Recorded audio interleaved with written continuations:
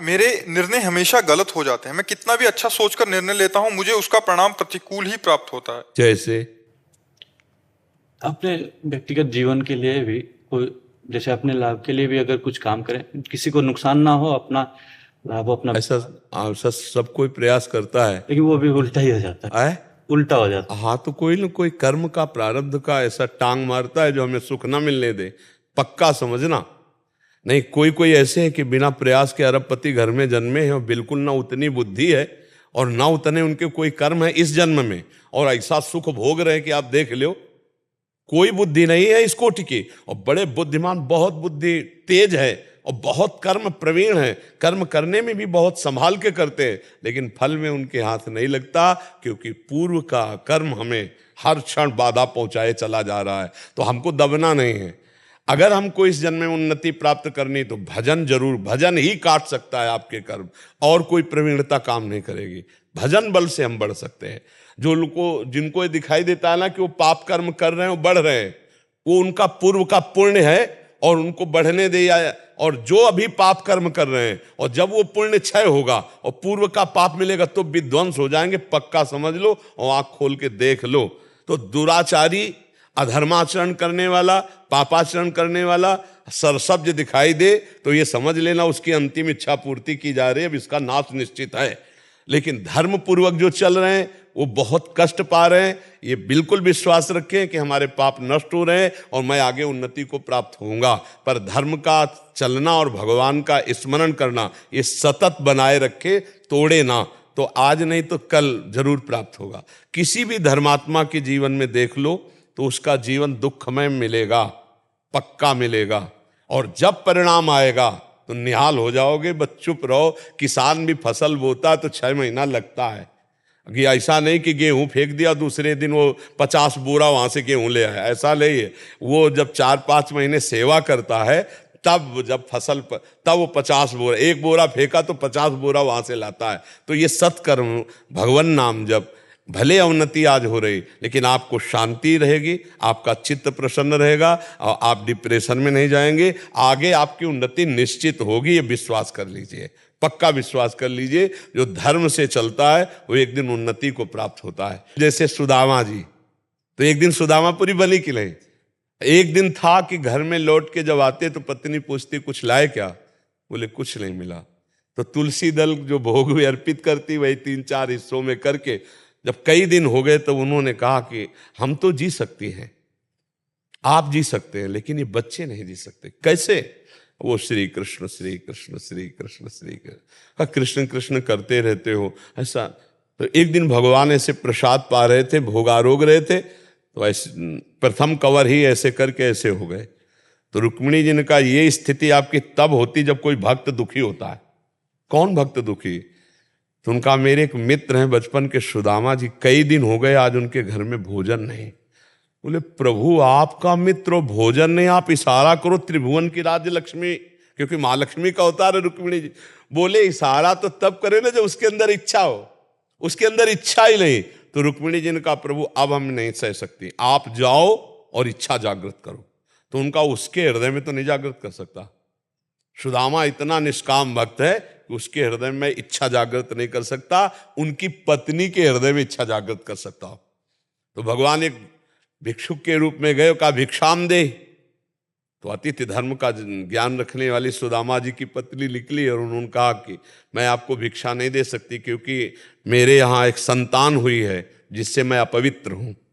एक जनना सोच होता है, एक मरना सोच होता है। तो मेरे यहाँ जनना सोच है, मैं तुम्हें भिक्षा नहीं। तो बोले मैं 10 दिन बाद आ जाऊंगा। बोले फिर भी नहीं दे पाऊंगी। क्यों? क्योंकि ये जो हमारी अपवित्रता वो दूर होने वाली नहीं। बोले ऐसा क्या? बोले स्पष्ट बताऊं, दरिद्रता रूपी संतान को हमने जन्म दिया है। दरिद्रता अर्थात मेरे पास कुछ नहीं कि मैं आपको दे दूं। तो बोले सुना है तुम्हारे पति द्वारिकाधीश के मित्र हैं, क्या तुम्हें पता नहीं है? कभी याद दिलाना, अगर एक बार द्वारिका चले गए तो निहाल हो जाएंगे स्वयं भगवान। और भगवान जब उनकी पत्नी आई तो उन्होंने कहा सुना है आपके मित्र श्री कृष्ण द्वारिकाधीश है। बोले हाँ। तो बोले आप जाओ ना, अगर वो आपकी ऐसी दशा देखेंगे ना तो कुछ ना कुछ तो व्यवस्था करें। बोले कभी नहीं जाऊंगा। व्यवस्था के लिए मैं कभी नहीं जा सकता। तो उनका मिलने तो जा सकते हो? बोले हम मिलने जा सकते हैं, पर समस्या है अपने मित्र से मिले या गुरु से मिले जाके, या अपनी कन्या के यहाँ जाए तो कुछ न कुछ होना चाहिए। तो हमारे दोस्त के लिए कुछ, तो वहाँ क्या था, एक पड़ोसन के यहाँ गई तो उसने चावल के पछोरने वाले जो आगे तंदुल होते टूटे हुए, हाँ वो दिए। तो वो भी फटे कपड़े में लेकर के भगवान के लिए भेंट, और द्वारिका। और हालत ये थी कि बिवाई पैरों में फटी हुई, फटा कपड़ा, और मित्र कौन है? द्वारिकाधीश। आप देख लो जरा कैसी धर्म की परीक्षा होती है। भगवान के कान में जे भी पड़ा कि सुदामा जी मिलने आए, तो ऐसे भागे कि पूछो मत।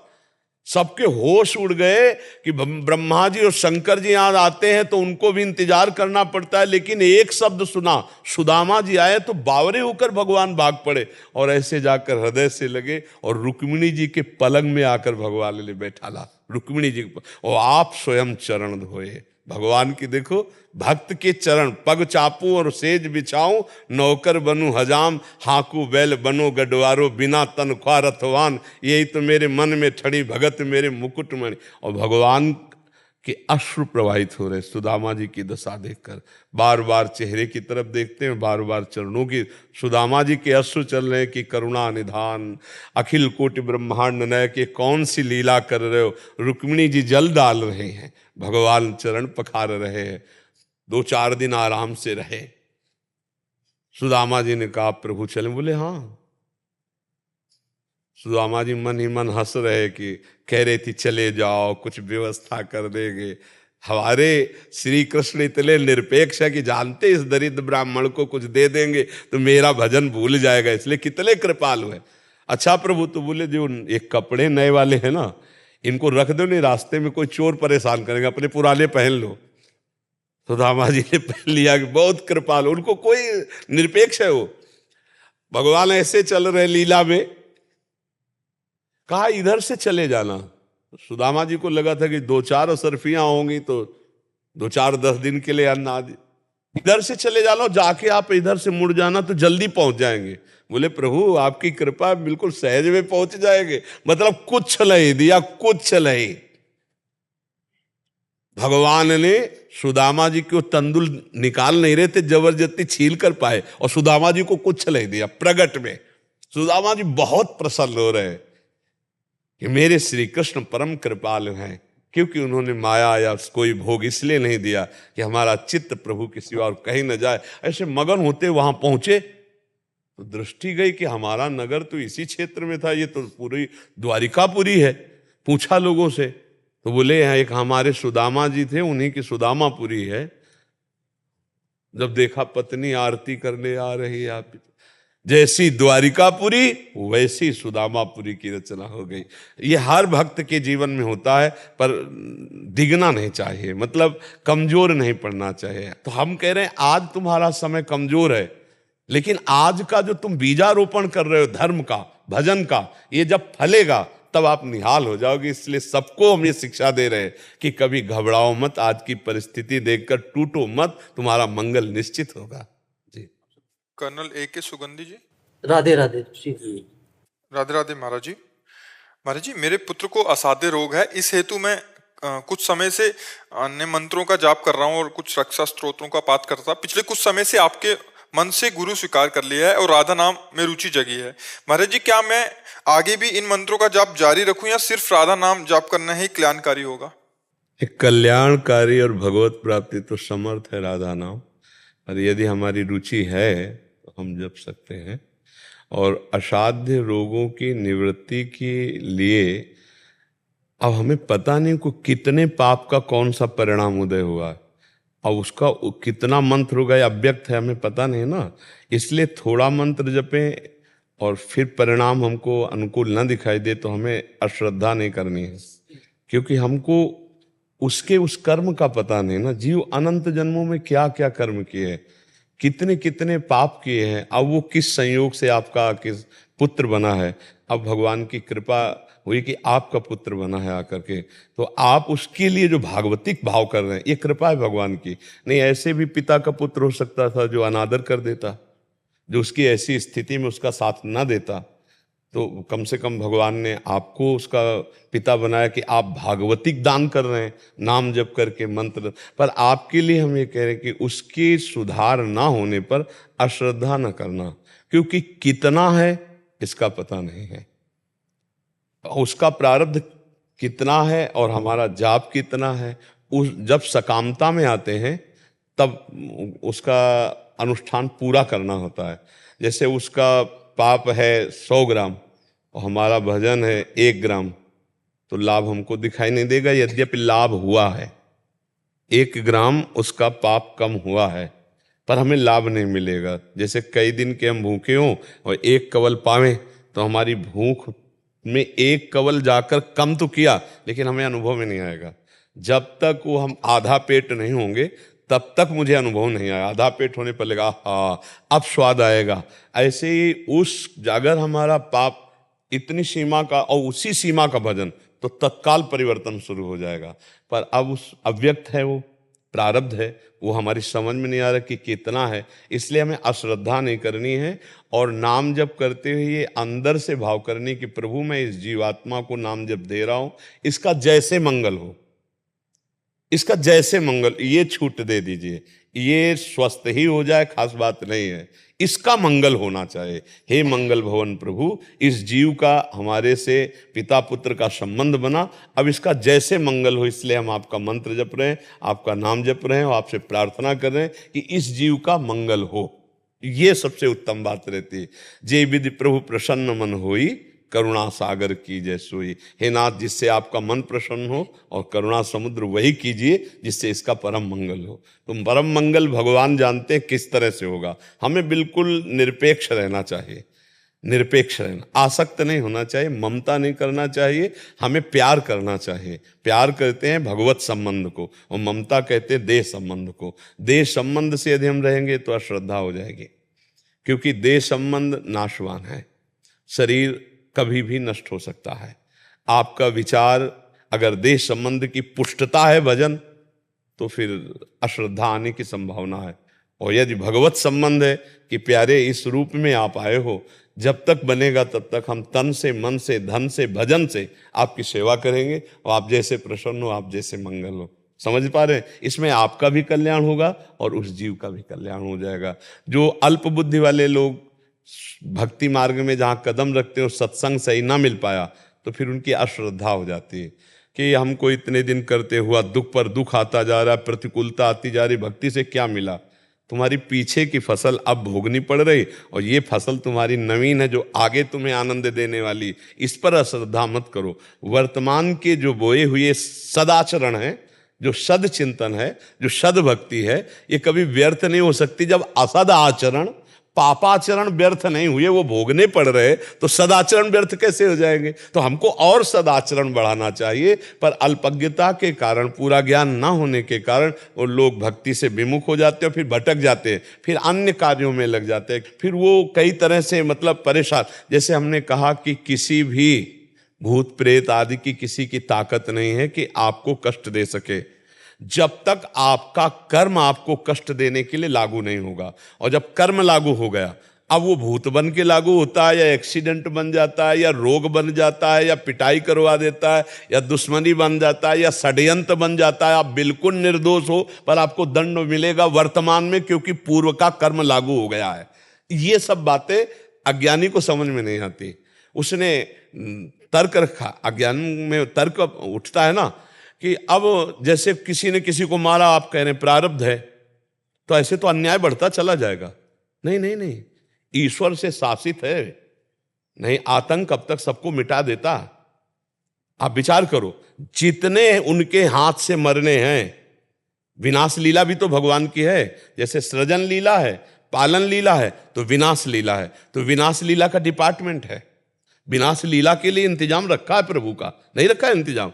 विनाश लीला के ही तो हैं असाध्य रोग, नाना प्रकार की जो कष्ट की प्रवृत्तियां हैं। अब देखो, एक आया था विनाश लीला का कोरोना, अब हर देश में लाखों को डलगा दिया, ले डलगा दिया। तो अब उसको कैसे रोक सकते हो तुम?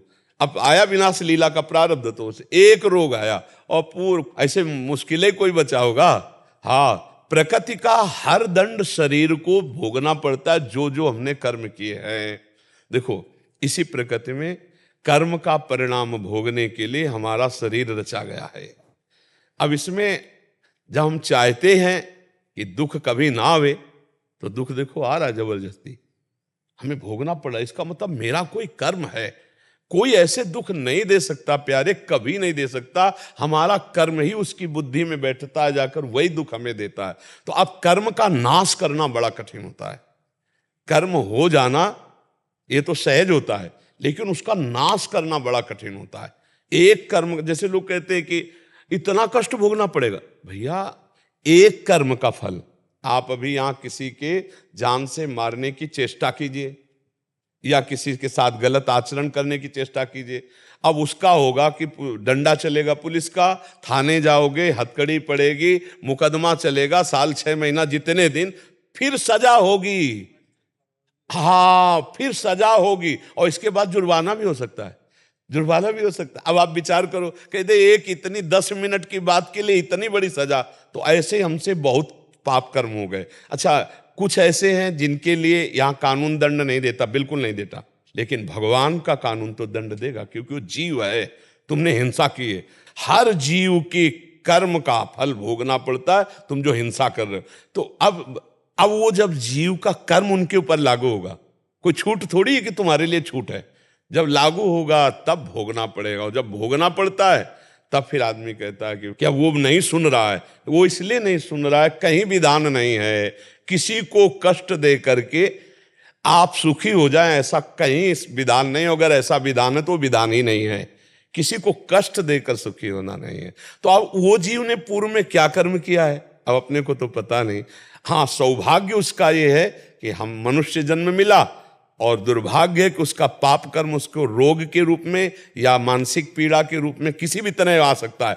अब हमें सौभाग्य और मिल जाए कि हमें भगवत भक्त के घर में जन्म मिल जाए, और वो भजनानंदी हो, वो सब संभाल देगा, भजन से सब संभल जाएगा। और कई कई ऐसे लोग तड़पते तड़पते जीवन व्यतीत करते, जैसे ऐसे गर्मी है, फुटपाथ में बैठे 1-1 रुपया मांग रहे, शरीर काम नहीं कर रहा, क्या क्या अव्यवस्था। और एक है कि उनको पता ही नहीं कि गर्मी है इस कोटि की। वातानुकूलित कक्ष से निकले, वातानुकूलित गाड़ी में बैठे, वातानुकूलित ऑफिस में बैठे, वहां से निकले, उनको पता ही नहीं कि गर्मी क्या चीज है, खान पान सब। और एक है कि तसला रखे हुए भीषण धूप में, आप सोचो ना। तो जीवन की जो ये सब बातें देखी जाती है, उनमें कर्म प्रधानता होती है। हमें चाहिए भगवान नाम जप करके हम सारे कर्मों को विध्वंस करें और महान परमात्मा को प्राप्त करें। मनुष्य जीवन का ये परम लाभ है।